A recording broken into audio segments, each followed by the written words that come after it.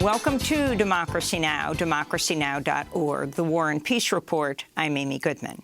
Researchers have found India's death toll from COVID-19 may be 10 times higher than the country's official tally. A new report by the Center for Global Development finds there have been as many as 4.7 million excess deaths in India since the start of the pandemic. India's official death toll from the pandemic is 414,000. This comes as COVID cases surge across the globe. Indonesia reported over 1,300 deaths Monday, the highest single-day death toll since the start of the pandemic. But public health experts fear the actual toll is far higher. In Japan, the number of COVID cases linked to the Olympic Games has now reached 71. The opening ceremony set for Friday in Tokyo, where COVID cases are at a 6-month high. In the United States, COVID-19 cases have tripled over the past month as the highly contagious Delta variant rapidly spreads across the country, particularly in areas with low vaccination rates. Cases are now rising in all 50 states. On Monday, President Biden urged everyone eligible to get vaccinated. If you're unvaccinated, you are not protected. So please get vaccinated. Get vaccinated now. It works, it's safe, it's free, it's convenient. On Monday, the American Academy of Pediatrics recommended all students over the age of 2, as well as teachers and staff, wear masks when they return to school, even if they have been vaccinated. However, many states have already banned school mask mandates. In related news, a federal judge has ruled Indiana University can proceed with its plan to require all students to get vaccinated before returning to campus. Meanwhile, Twitter has temporarily suspended Republican Congressmember Marjorie Taylor Greene for posting misinformation about COVID-19 and vaccines. Acting Haitian Prime Minister Claude Joseph says he plans to transfer power today to Dr. Ariel Henry, a neurosurgeon who was appointed by President Jovenel Moïse shortly before he was assassinated July 7th. Both Joseph and Henry had claimed power following Moïse's death. Over the weekend, the United States and other members of the so-called core group threw its support behind Henry, who will become Haiti's 7th prime minister in 4 years. On Monday, State Department spokesperson Ned Price defended the Biden administration's intervention. He was questioned by the Associated Press's Matt Lee. We are taking the side of the Haitian people. We're taking the side of the guy who was named but hadn't taken office. We are taking the side of the Haitian people.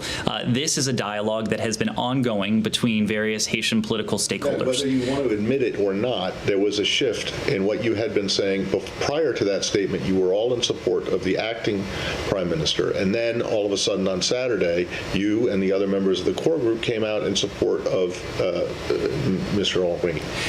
Matt, we are supporting the inclusive dialogue that Haiti's political actors are undertaking themselves. In news from Peru, the socialist teacher and union leader, Pedro Castillo, has been officially declared the winner of the June 6 presidential election after the right-wing presidential candidate, Keiko Fujimori, failed in her attempt to overturn the results.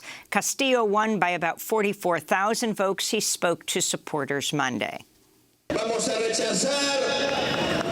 We will reject any pretensions of another country's model. We Peruvians can. We Peruvians will manage true economic development, guaranteeing legal and economic stability. I ask that Keiko Fujimori not place barriers in the way so that we may move forward and make this a government of all Peruvians. In Iraq, at least 35 people died Monday in an explosion at a market in the Sadr City neighborhood of Baghdad. The market was packed with shoppers preparing for the Eid al-Adha festival. More than 60 people were injured. ISIS claimed responsibility. In Afghanistan, 3 rockets landed near the presidential palace in Kabul earlier today, while Afghan President Ashraf Ghani and other top officials were taking part in outdoor Eid prayers. The incident was aired live on television.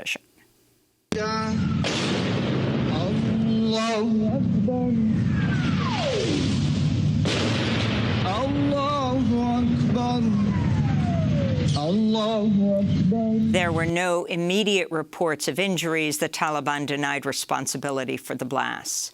Ben & Jerry's has announced it will stop selling its ice cream in Israeli settlements in the occupied West Bank, saying it's, quote, inconsistent with our values. Supporters of BDS, the boycott, divestment and sanctions movement, hailed the decision, which comes after years of pressure by groups including Vermonters for Justice in Palestine. This is Mahmoud Nawaja, coordinator of the Palestinian BDS National Committee.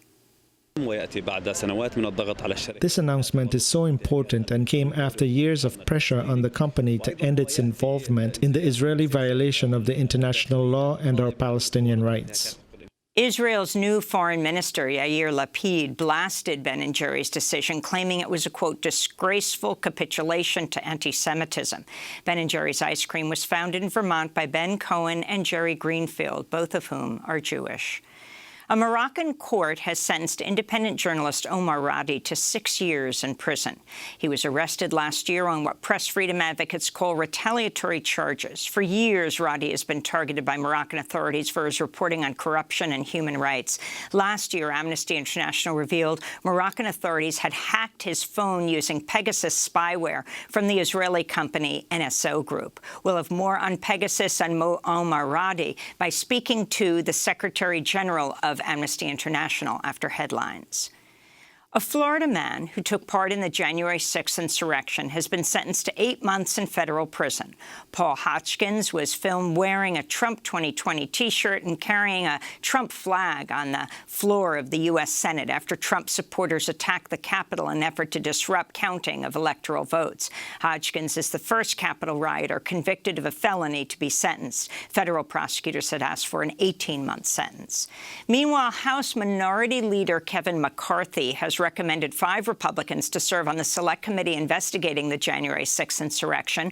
All 5 voted against impeaching Trump after the riot. 3 of the Republican lawmakers, Jim Jordan of Ohio, Jim Banks of Indiana, and Troy Nehls of Texas, also voted to overturn the 2020 election.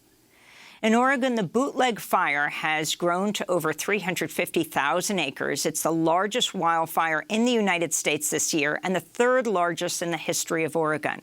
There are now 80 fires burning in 13 states, including 7 other large fires in Oregon.